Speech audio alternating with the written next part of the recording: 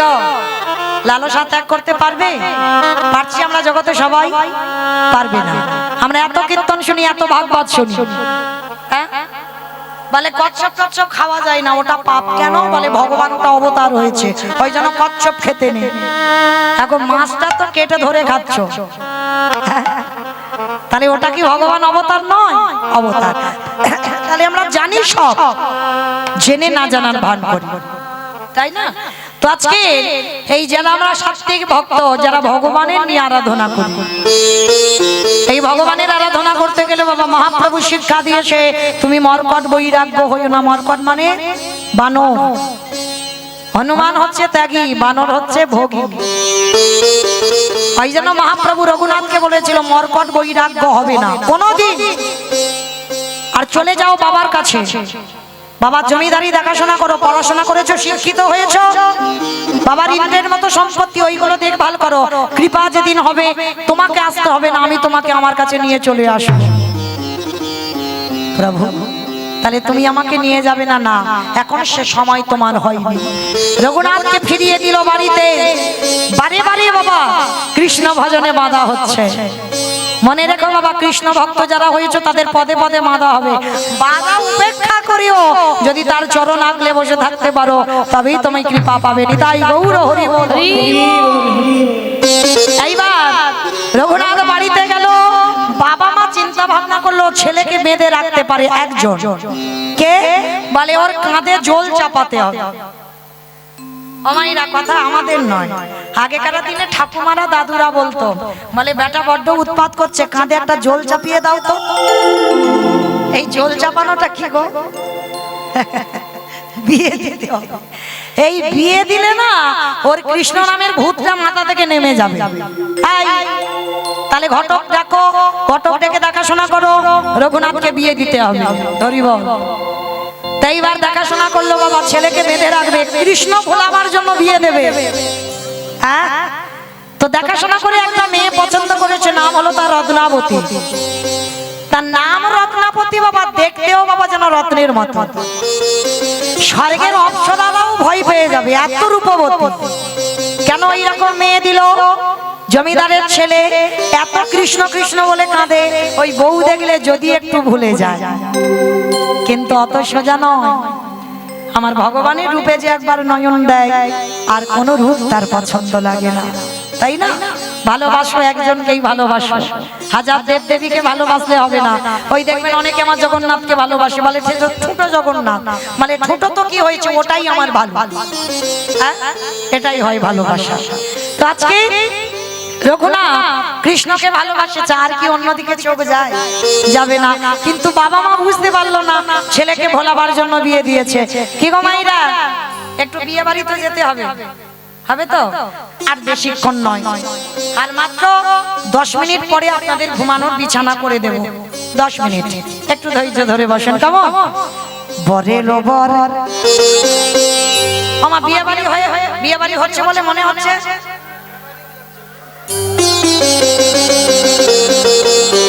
বরে লোবর বরে লোবর বরে লোবর এলো বলে পড়ে গেল সারা গো উলু ধরি। বরে লোবর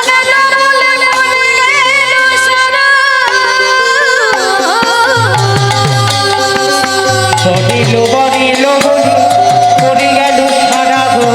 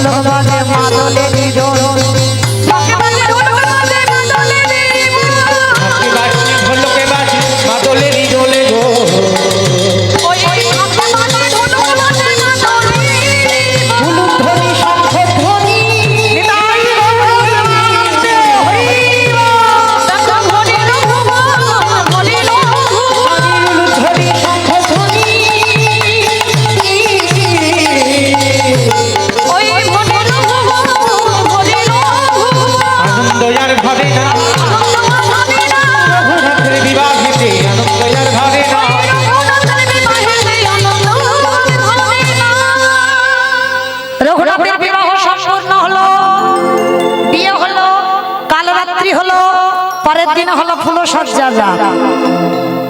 এইবার একটা মজা দেখো, ও মাইরা, মেয়েরা বাপের বাড়ি থেকে শ্বশুর বাড়ি যায়, তারা কান্নাকাটি করে। কোনদিন ছেলেদের কাঁদতে দেখেছো? অনেক অনেক বাবা বউদের কান্না দেখে ছেলেরাও কাঁদে, দেখেছি। কারণ এত কান্না কাঁদে, সে তো বউ নিয়ে আসছে, সে বউয়ের কান্না দেখে সবে প্রথম পরিচয়ে কেঁদে পাগল। তো একটা সম্মানের ব্যাপার, তাই না? কিন্তু না, সম্মান নয়। যারা অনুরাগী হয়, একজনের কান্না দেখে একজন থাকতে পারে না। যদি হৃদয়ে ভক্তি টক্তি থাকে, আর যাদের ভক্তি নাই তারা কাঁদবে না, মানে একদম কঠিন।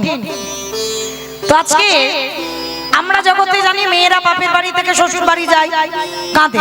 আর বিশেষ করে বাবা, যেদিন আমরা বউ ভাতে যাই, মানে ফুলসজ্জার রাত, মানে বাপের বাড়ি লোকজনের সঙ্গে দেখা হলো, তারা আবার চলে গেল, মানে বেশি কষ্ট। কিন্তু এই জায়গাটা একটু উল্টে গেছে। হ্যাঁ গো, বউ কাঁদে, এই জায়গায় বর বসে বসে কাঁদছে। বাসার ঘরে, ঘরের এক কোণে বসে রঘুনাথ নয়ন জলে ভাষা। ফুলসজ্জার রাতে স্বামী বসে বসে কাঁদছে গো। আচ্ছা বলো তোমরা হলে কি ভাববে? নিশ্চয়ই একটা প্রেম ভালোবাসা করা আছে, পাইনি ওই জন্য কাঁদছে, এইটা ভাববো। আর একটা ভাবো কি, ও নিশ্চয়ই পাগল। পাগল যদি না হবে, আগো বাসর ঘরে বসে বসে কাঁদে কেন ছেলে? কিন্তু এটা আপনাদের ভাবনা, আমাদের ভাবনাটা কিন্তু রত্নাবতীর ভাবনা নয়। রত্নাবতী তো আমাদের মতো বউ নয়, রত্নাবতী আমাদের মতো স্ত্রী নয়। রত্নাবতী ছিল সহধর্মিণী। আর সহধর্মিণী কাকে বলে? যে স্বামীর ধর্মের কাজে সাহায্য করে। সহধর্মিণী তাকে বলবে, আপনারা বুঝতে পারবেন। স্বামী যখন মন্দিরে বসবে, পূজায় বসবে, তুমি পাশে বসে একটু চন্দন ঘষে দাও, একটু তুলসী তুলে এনে দাও, ফুল তুলে এনে দাও। স্বামী যে জল খাবে, এইটা স্বামীকে বলতে হবে না, তুমি যেন আগে থেকে বুঝতে পেরে যাও যে স্বামীর এবার জল প্রয়োজন হবে, তবেই তুমি সহধর্মিণী। স্বামী কি বলবে, আমার খিদে পেয়েছে গো, আগো কিন্নি মৌমিতা মুড়িটা এনে দাও, খাবো। বলার আগে যদি বুঝতে পেরে যায় তোমার খিদে পেয়েছে, এবার খেতে দিতে হবে, তবেই হবে। তবে বাবা, শুধু স্বামী এই স্ত্রীগুলোকে হতে হবে তা নয়, স্বামীগুলোকে আবার ঠিক হতে হবে। শুধু আমাদের দোষ দিলে হবে? সে সতী অনুসূয়া একটা মন্ত্র জপ করত, ওম পতি পরমেশ্বরায় নমঃ, একটা মন্ত্র। এখন সতী পেয়েছিল স্বামী সেবা করে, স্বামীটা কেমন ছিল দেখো। শুধু আমার মায়েদের বললে হবে? আগে স্বামী হও, আর স্বামী যদি সে রোজ বোতল খেয়ে আসে, সে স্বামী আর স্বামী? আর সেই স্বামীর চরণ সেবা করলে কাজ টাজ হবে বলে মনে হয়? আরো নরকে যাও। স্বামী যদি সকাল থেকে আর সারা রাত শুধু মিথ্যা কথা বলে, সেই স্বামীর চরণ সেবা করলে কাজ হবে? হবে না। তাহলে যেমন তুমি সহধর্মিণী হবে, তোমার স্বামীটাকেও তেমন হতে হবে। উভয় যদি তুমি পরিপূরক হতে পারো, তবেই তোমাদের কৃষ্ণ ভজন সাধন করা সঠিক হবে। আজকে লক্ষ্য করে দেখেন, রত্নাবতী আমাদের মতো বউ নয়, আমাদের মতো স্ত্রী নয়। 3 দিনের পরিচয়, কোনো প্রেম ভালোবাসা নয় যে অনেক দিন আগে থেকে যোগাযোগ আছে মোবাইলে, না। সবে 3 দিনের পরিচয়। স্বামীকে দেখে বলছে, হ্যাঁ গো, প্রণাম করে বলছে, তুমি কাঁদছো কেন? কার জন্য তুমি কাঁদছো? এখন স্বামী গিয়ে কোথায় স্ত্রীকে জিজ্ঞাসা করছে, স্ত্রী জিজ্ঞাসা করছে, তুমি কাঁদছো কেন? চোখের জলটা পড়ে রঘুনাথ বলে উঠলেন, তুমি বুঝবে না। কোনদিন নারী বদন দর্শন করেনি বাবা, কোনদিন নারী বদন দেখেনি রঘুনাথ। আর যদি বা নারী বদন দেখে বাবা, নারী বদন দেখতে গেলে একটা কায়দা চাই। কি কায়দা? নারী বদন দেখলে অপরাধ হয়ে যাবে, কিন্তু অপরাধ তখন হবে না যদি তুমি নারী জাতিদের চরণ দর্শন করে বদন দেখতে পারো। এটা মৌমিতা ঘোষ বলে যাচ্ছে না, বলে গিয়েছিল রঘুপতি রামচন্দ্রের ভাই অনুজ লক্ষণ। বাবা বলতে গেলে সারা রাতে ঘুরাবে না, থাক ওদিকে আর যাবো না, আবার কোনোদিন দেখা হলে বলবো। না না, অন্য দিনে বলবো, একটুখানি একটুখানি বলো। আচ্ছা ঠিক আছে, একটুখানি বলছি। যেদিন আমার রামচন্দ্র 14 বছর বনবাস থেকে ফিরে এসেছিল, রাজ সিংহাসনে বসেছিল, পিছনে লক্ষণ ছত্র ধরেছিল। আর যখন ছত্রটা ধরেছিল না, বারবার রামচন্দ্র বসে আছে সিংহাসনে, আর পিছনে লক্ষণ ছত্রটা ধরে বারে বারে কিছুতে আর দাঁড়াতে পারছে না, বারবার ঘুমিয়ে পড়ে যাচ্ছে। রামচন্দ্র রেগে গিয়ে বলেছিল, 14 বছর বনবাস থেকে ফিরে আমি রাজা হয়েছি, তুই আমাকে দেখে আনন্দ পাচ্ছিস না, দাঁড়িয়ে দাঁড়িয়ে ঘুমাচ্ছিস? তার লক্ষণ কেঁদে কেঁদে বলেছিল, দাদা গো, আমি যে 14 বছর ঘুমাইনি, 14 বছর ঘুমাইনি, ভাবা যায়।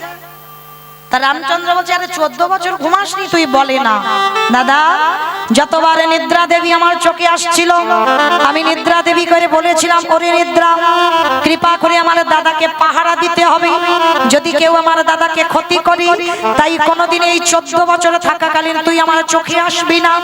যেদিন আমার জ্যেষ্ঠ দাদা রামচন্দ্র ওই বনবাস থেকে অযোধ্যায় ফিরে রাজা হবে, রাজ সিংহাসনে বসবে, সেদিন তুই আমার চোখে আসিস, সেই দিন আমি আনন্দ করে যেন ঘুমাতে পারি। ও দাদা, তুমি তো রাজ সিংহাসনে বসেছো, ওই জন্য নিদ্রা দেবী 14 বছর আমার কাছে আসতে পারেনি, আজকে এসেছি, ওই জন্য ঘুমিয়ে পড়ছি। বলে দাদা, শুধু 14 বছর ঘুমাইনি নয়, 14 বছর আমি নারী বদন দেখি নাই। রামচন্দ্র বলছে, তুই সবাইকে বোকা বানাতে পারিস, আমাকে নয়। বলে 14 বছর নারী বদন দেখি নাই। আরে সীতা মা তো তোর সঙ্গে ছিল, তাহলে কি সীতার বদন দেখিসনি? বলে দাদা গো, তুমি বোধহয় জানো না, আমি চরণ ছাড়া বদন দেখি নাই গো, আমি চরণ ছাড়া বদন দেখি নাই গো। বলি শোনো দাদা, তোমায় জানাই না, চরণ ছাড়া বদন দেখি নাই গো। ওই জন্য বলছে বাবা, নারী জাতিদের বদন দেখবার আগে একবার তার চরণের দিকে তাকাতে হবে। আর চরণ দেখে তুমি 1000 বার যদি মুখ দেখো, তাতে অপরাধ হবে না। এটা মৌমিতা বললো না, লক্ষণ বলে গেল। বলে দাদা, 14 বছর আমি কিছু খাই নাই। 14 বছর নাকি লক্ষণ খাইনি, কেন? ব্রহ্মচর্য পালন করে বায়ু সেবা করেছিল। তা রামচন্দ্র বিশ্বাস করছে না। লক্ষণ বলছে, দাদা আমি জানতাম তুমি বিশ্বাস করবে না, যার জন্য আমি যোগ বলে আমি সাধনা করে ওই 14 বছরের ফল গুছিয়ে রেখেছি। প্রজাদের দ্বারা বাবা গোনা হলো, হিসাব করা হচ্ছে, দেখা যাচ্ছে বাবা 7টা ফল কম হয়ে যাচ্ছে। 7 দিন খেয়েছিস? বলে দাদা গো, আমি তো 7 দিন ফল আনতেই যাই নাই। 7 দিন ফল আনতে যাসনি? বলে না। বলে দাদা 7 দিন, আচ্ছা এই যে 7 দিন ফল আনতে যাসনি, আচ্ছা আমি তো তোকে রোজ বলতাম, লক্ষণ ফল এনেছিস? বলে হ্যাঁ দাদা তুমি বলতে। কি বলতে বলো তো? লক্ষণ ফল এনেছিস, এই নে ফল ধর। কই কোনদিন তো বলনি যে লক্ষণ তুই ফল খা। ভাই দেখেছো? আর এ জগতে ভাই ভাই পেটাপেটি করার ভাই, পাঁচিল তুলে দেওয়ার ভাই, লাঠালাঠি করবার ভাই, মামলা মকদ্দমা চলবে সেই রকম ভাই। আর এ দাদা বলেছে লক্ষণ ফল ধর, তো ধরে আছে। খেতে বলেনি, 14 বছর কিছু খাই। যোগ বলে বায়ু সেবা করে লক্ষণ কাটিয়ে দিল জীবনটা। হ্যাঁ, তাহলে মা চলেন, আজ শেষ করতে পারবো না, অনেক রাত হচ্ছে। কেমন?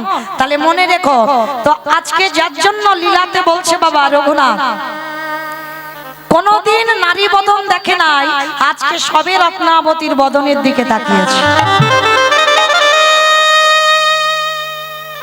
আর তাকে বলছে রত্নাবতী, পারবে না। আচ্ছা আগে বলো তো, আমার বাবা তোমার সঙ্গে বিয়ে দিয়েছে কেন? বলে আমি জানি, তোমাকে বেঁধে রাখবার জন্য। আচ্ছা রত্নাবতী, তুমি পারবে আমার বেঁধে রাখতে? কেন আমি বেঁধে রাখতে যাবই বা কেন? তোমার বাবা মা যে বিয়ে দিয়েছে তোমাকে বেঁধে রাখবার জন্য, আমি বাঁধবো কেন? তুমি একবার বলো, তুমি কার জন্য কাঁদছো? কে সে? তুমি একবার বলে দাও। পারবে না রত্নাবতী? আমি যার জন্য কাঁদছি তাকে তুমি আমার কাছে এনে দিতে পারবে না। কে বলেছে পারবো না? তুমি একবার বলে দেখো সে কে। রঘুনাথ দাস আর থাকতে পারলো না, বলে উঠলো, শোনো রত্নাবতী, যার জন্য আমার হৃদয় এত আকুল, যার জন্য আমার এত আকুলতা, যাকে আমি এক বিন্দু দর্শন না করে থাকতে পারি না, সে কে জানো? রত্নাবতী বলছে, বলো সে কে? তার নামটা কি তুমি একবার বলো, তার পরিচয় কি একবার বলো, তার বাড়ি কোথায় তুমি একবার বলো। রত্নাবতী, তুমি তারে চেনো, তুমি তারে জানো, তুমি তারে হয়তো দেখোনি, কিন্তু নামটা বললে চিনতে পারবে, যার নাম হলো কৃষ্ণ। রত্নাবতী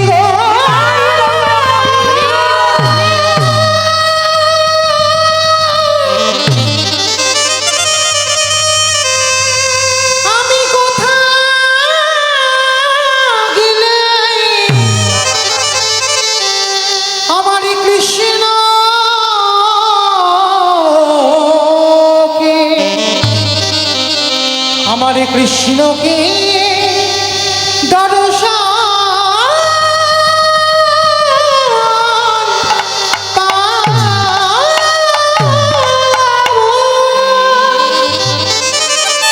সহধর্মিনী শেষ ডালার মতো মাথায় ঘোমটা দিয়ে স্বামীর চরণে প্রণাম করে বলছে, স্বামী এসো, এই রাতের অন্ধকারে আমি তোমাকে পিছনের দরজা দিয়ে বের করে দেব বাড়ি থেকে, চলে যাবে তুমি কৃষ্ণ চরণ।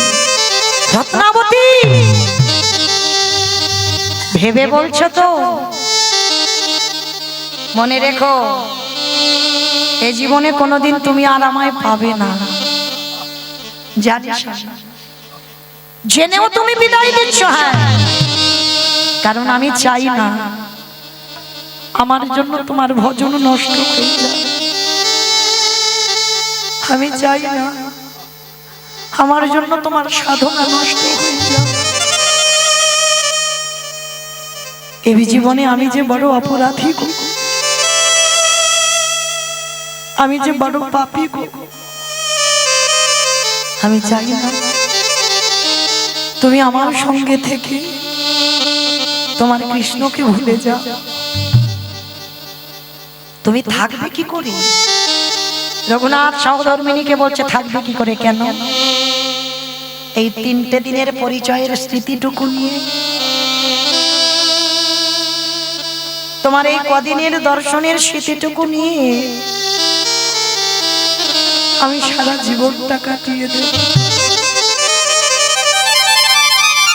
কিন্তু আমি চাই না যে নিজেই কৃষ্ণ চরণ পাবে না, আমি চাই না যে আর একজনের কৃষ্ণ ভজন নষ্ট হয়ে যায়।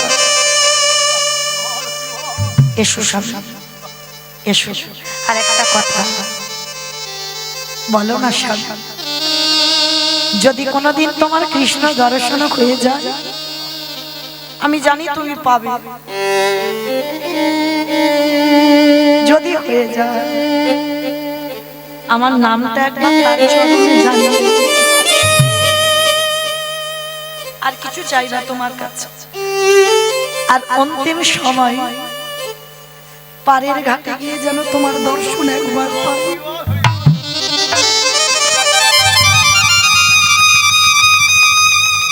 প্রণাম করেছি।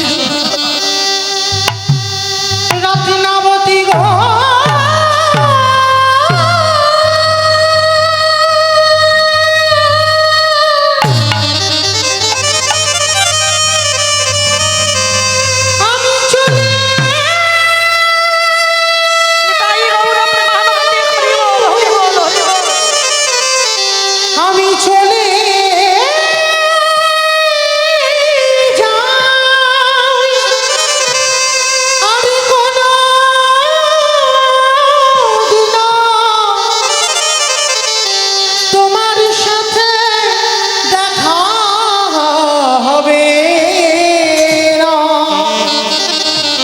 আমি চলে যাই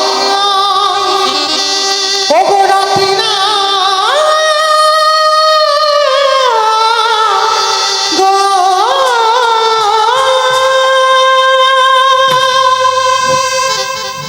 আশি রত্নাবতী আমার জীবন আমায় বিদায় দাও। নদী নাইয়া আমার ভাবের খেলা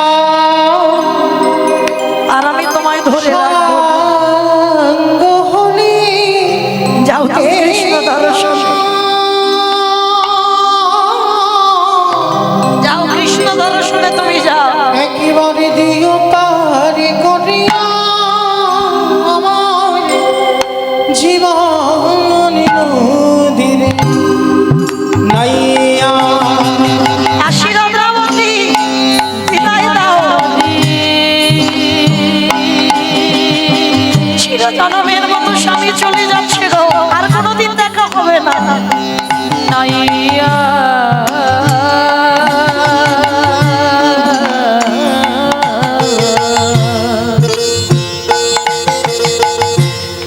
আমার ভাবের খেলা সাঙ্গ হলে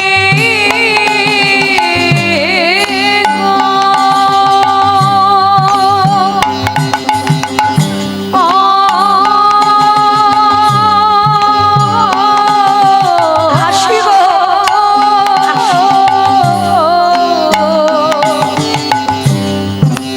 দিও পার করিয়া আমার জীবন নদীর নাইয়া দয়া হে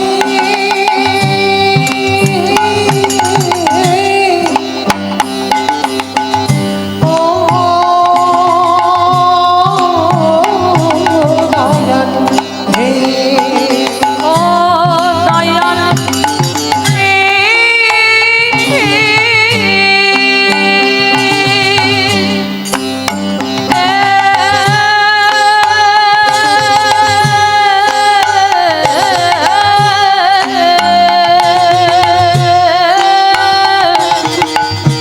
ওরে ও দয়াল রে এই কামনা বাসনার হাতে আশি রত্নাবতী আর কেঁদো না, বেঁধেছি আমার জন্য কেঁদো না। এই কামনা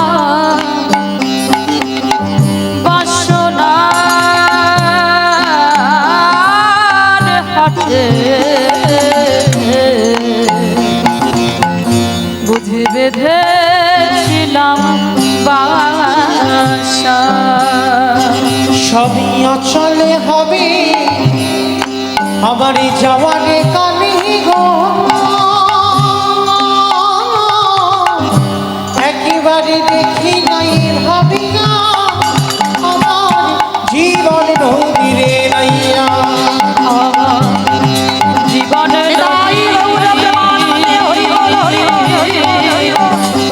নাইয়া দয়া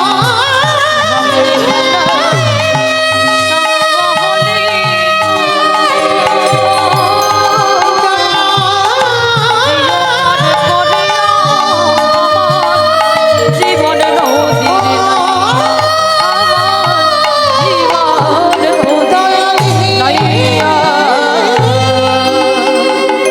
চিরজনমের মতো রাতের অন্ধকারে স্বামীকে বিদায় দিল, চলে গেল রত্নাবতীকে চিরজনমের মতো ওই আদি সপ্তম গ্রামে ফেলে রেখে রঘুনাথ ছুটে করে চলল জগন্নাথ ধাম, পুরী ধাম। পরের দিন সকালবেলা বাবা জানাজানি হয়ে গেল, রঘুনাথ পুরী ধামে চলে গেছে। বাবা যেটা খবর পাঠালো ধরে আনতে গেল, কিন্তু আনা গেল না।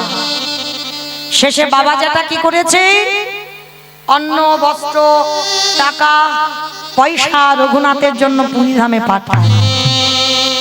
আর রঘুনাথ সেগুলো কি করে জানো, ভক্ত সেবা বৈষ্ণব সেবায় দান করে। কিন্তু বাবা মহাপ্রভুর এগুলো পছন্দ নয়। তা সবাই রঘুনাথের কাছে আসে, কিন্তু মহাপ্রভু কোনোদিন সাক্ষাৎ করেনি।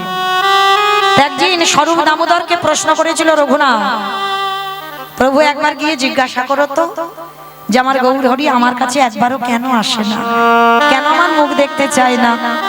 তো স্বরূপ গিয়ে যেই না প্রশ্নটা করেছে, তো স্বরূপের প্রশ্নে আমার মহাপ্রভু উত্তর দিয়েছিল, শোনো স্বরূপ, তুমি রঘুনাথকে গিয়ে বলে দিও ওর বাবা জ্যাঠার এই যে ঐশ্বর্য নিয়ে ও যে পুরী ধামে ভক্ত সেবা দেয় আমি পছন্দ করি না।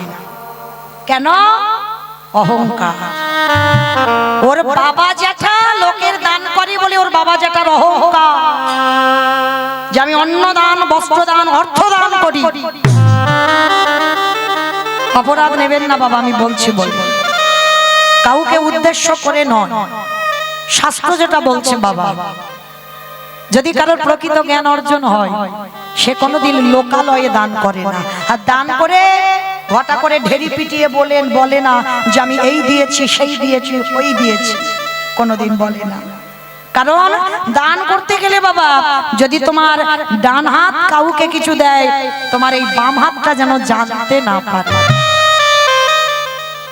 এই যে অনেকে আছে না বাবা, এইরকম স্টেজ সাজায়, কম্বল দান, বস্ত্র দান হয় না? হয়, খুব ভালো এগুলো, মানুষের পাশে দাঁড়ানো। কিন্তু মনকে প্রশ্ন করবে, যে দেয় এক একটা মানুষের নাম ধরে ধরে ডাকে না, তাহলে কি করা হলো বাবা? তাকে কি ছোট করা হলো না? জগৎকে দেখানো হলো যে ও গরিব, ও কাঙাল, ও ভিখারি, ও খেতে পায় না, ঠান্ডার বস্ত্র নাই, আজকের অন্ন বস্ত্রের অভাবে ওকে দেওয়া হচ্ছে না। যদি তোমার কিছু দিতে ইচ্ছা হয়, রাতের অন্ধকারে গিয়ে ব্যাগে করে নিয়ে দিয়ে এসো, সেটা যেন জগতে কেউ দেখতে না পায়। যদি বলে এটা মৌমিতা জ্ঞান দিল না, কেউ যেন ভুল ভেবে বলবেন না বাবা মৌমিতা এটা বলছে, আমার কথা নয়। মহাপ্রভু রঘুনাথকে বলেছিল ওর বাবা জ্যাঠার অহংকার, অন্ন দান করে, বস্ত্র দান করে, অর্থ দান করে, আমি চাই না যে রঘুনাথ ওর বাবা জ্যাঠার মতো হোক। কথাটা বলতেই রঘুনাথ খবর পাঠালো সপ্তগ্রামে, পাঠায় না, আর কিছু পাঠায় না। রঘুনাথ এইবার বসে থাকে আনন্দ বাজার। বাবা আনন্দ বাজার দেখেছে তো? পুরী ধামে যারা গেছে, কারা কারা দেখেছো আনন্দ বাজার? হাত তোলো তো দেখি। এই কজন পুরী ধামে আনন্দ বাজার দেখেছো? মানে যেখানে জগন্নাথের প্রসাদ বিক্রি হয় ওই মন্দিরের ভিতরে, দেখো নি? ওটাকে বলছে তো আনন্দ বাজার। হ্যাঁ বাহ, এইবার গেছো। ওটার নাম হচ্ছে আনন্দ বাজার। রঘুনাথ ওই আনন্দ বাজারে বসে থাকে। আর আনন্দ বাজারে যেগুলো বিক্রি হয় না, রঘুনাথ কাঙাল ভেবে রঘুনাথকে একটু করে দেয়, তবু আমার মহাপ্রভুর পছন্দ নয়। মহাপ্রভু স্বরূপকে খবর পাঠালো, স্বরূপ রঘুনাথকে বলে দিও ও অযাচিত ভাবে কারোর কাছে হাত পেতে সেবা করবে, এটা আমার পছন্দ নয়। তাহলে কি করবে? লোকে দাঁড়ে দাঁড়ে ভিক্ষা করছে রঘুনাথ। কোন বাড়ির ছেলে আজকের কি দশা দেখেন, কৃষ্ণ পাওয়ার লালসা, দাঁড়ে দাঁড়ে ভিক্ষা করে খাচ্ছে, যা জোটে তাই পায়। মহাপ্রভু বললেন ওটাও আমার পছন্দ নয়। রঘুনাথ লোকের বাড়িতে বাড়িতে ভিক্ষা করে খা, এটা আমি চাই না। সেটাও বন্ধ করে দিল। তাহলে কি করে চলবে রঘুনাথে? জগন্নাথ ধামের মন্দিরের সিংহদুয়ার, সিংহদুয়ারে বসে আছে। আর কতক্ষণ থাকবে বাবা? খিদে তো পায় না, বসে আছে সিংহদুয়ারে। আর নালা দিয়ে ভেসে যাচ্ছে বাবা জগন্নাথের পচা গলা প্রসাদ, গন্ধ হয়ে গেছে, টক ভেসে যাচ্ছে। সেই খিদে জ্বালায় আর সহ্য করতে পারছে না, থাকতে পারছে না। ওই প্রসাদীটা একটু হাতে তুলে নিয়েছে, নালা দিয়ে জল যাচ্ছে, নর্দমার জল, ওই জল দিয়ে ধৌত করেছে অন্নগুলো, ধৌত করে তাতে একটু লবণ মাখিয়ে,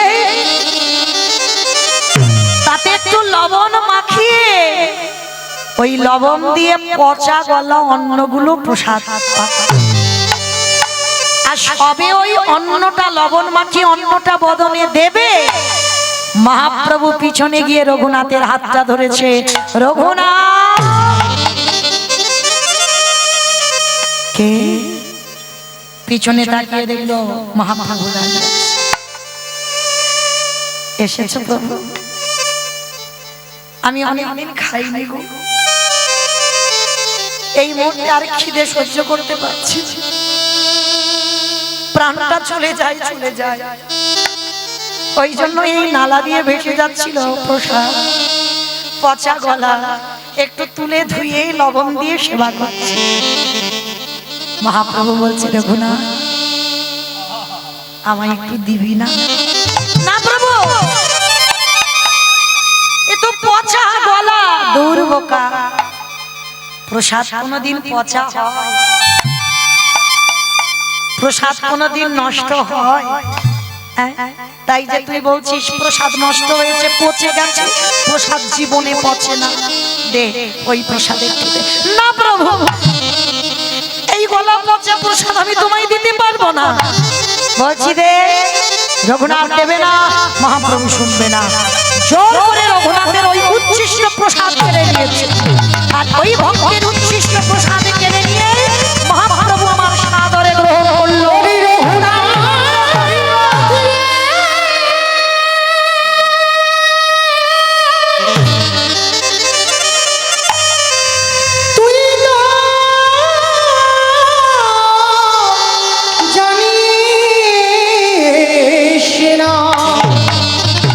আমি যে ভক্ত বড় ভক্ত বড়,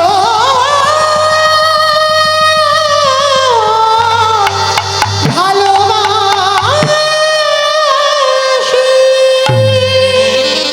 যেই না রঘুনাথের ওই বদনের উচ্ছিষ্ট ভগবান সেবা করে, একেবারে ভক্তের বদনে দেয়, ভক্ত ভগবানের বদনে দেয়। দেখো কেমন ভক্ত আর কেমন ভগবান। এই জগৎ সংসার মাঝে অনেক ভক্ত দর্শন করলাম, রঘুনাথ তোর মতো বৈরাগ্য আমি কোনোদিনই আর কারো দেখি না।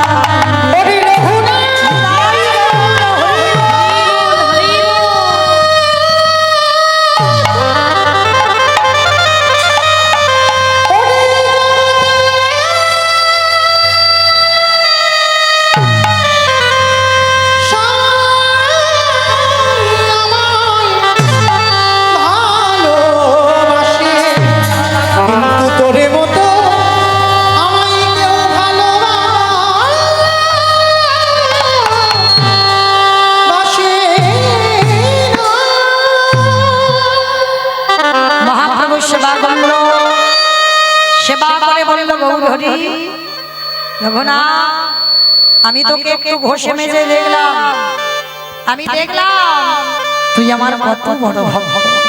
পেয়েছিস রঘুনাথ, সত্যি তোর বৈরাগ্য এসেছে। প্রভু আমি বৃন্দাবন যেতে চাই, যা আমি তোকে বৃন্দাবনে পাঠিয়ে দিলাম। রঘুনাথ ছুটে চলল বৃন্দাবনে রাধা কুণ্ডের দিকে।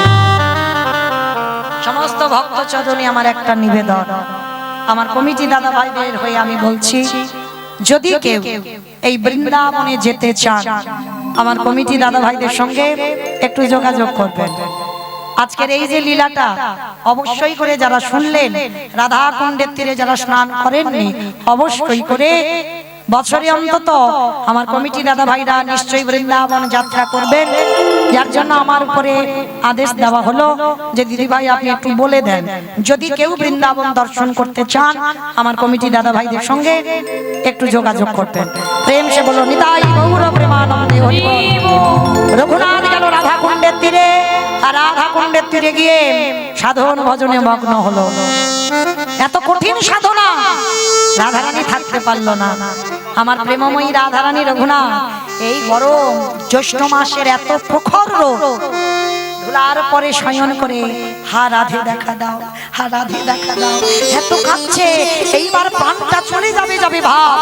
রাধারানী আর থাকতে পারলো না, নিজের আঁচলটা নিয়ে আমার রঘুনাথের আচ্ছাদন করে আছে যাতে রঘুনাথের কষ্ট না।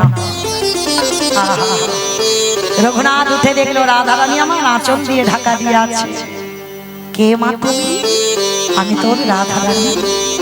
মা আমি তো তোমার একার দেখতে চাই না, আমি যুগলে দেখতে চাই, আমি নয়ন ভরে যেন তোমার যুগল মাধুর্য দেখতে চাই। তুমি একা কেন দাঁড়িয়ে আছো? রাধারানী থাকতে পারলো না রঘুনাথের সেই ভক্তি ভালোবাসায়, তার কঠোর সাধনায় রাধারানী আমার গোবিন্দকে নিয়ে যুগলে দাঁড়াইয়াছে। হরি বল। আজকে সেই রঘুনাথ দাসের বৈরাগ্য আমরা আস্বাদন করলাম। ওই রাধা কুণ্ডের তীরে সাক্ষাৎ রঘুনাথ ত্রিনয়নে আজ রাধা গোবিন্দের যুগল দর্শন করলো। মায়েরা, আমরাও যারা লীলা শ্রবণ করলাম, আমরাও বুঝলাম ভগবানকে পেতে গেলে একটা জিনিস আস্বাদন করতে হবে, একটা জিনিস চাই, যেটা হলো হৃদয়ে প্রেম ভক্তি। আর ওই ভক্তিটা যদি অর্জন করো, তাহলে কোনো না কোনো দিন তোমার ভগবত দর্শন হয়ে যাবে।